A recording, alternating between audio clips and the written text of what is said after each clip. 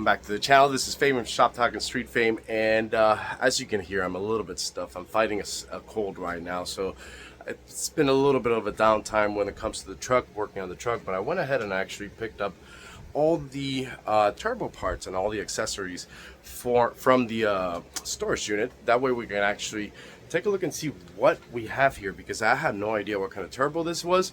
It all came in the deal when I bought the truck, so now we're doing some research on it and seeing what our limits are going to be. This turbo that we have right here, it's a Borg Warner. It's an 488, so we actually have a decent sized turbo.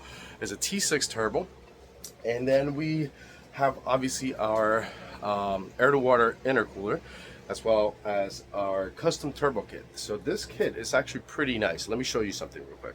So we start with the turbo here. It is an S488, meaning it's an 88 millimeter turbo. So we have a decent sized turbo for the power goals that we're searching for. It's a T6 flange with the dual collector on it, and then the manifold itself, it's actually a true dual collector. What does that mean? If you see here, this is a stock driver's side header that goes into the back piping that collects it over to the custom manifold that we have here.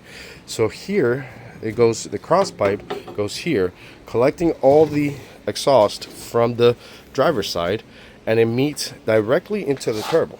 So we're not mixing both cylinder pressures. We're actually having controlled by our dual wastegates, which are true wastegate controls by each cylinder head. So this pipe goes strictly to one wastegate, which controls this side of the engine, and then this manifold right here, it's split off from the other side, and it collects over to the T6 flange over here. So we have a true T6 split manifold, which is going to allow us to control the boost pressure correctly on each cylinder bank.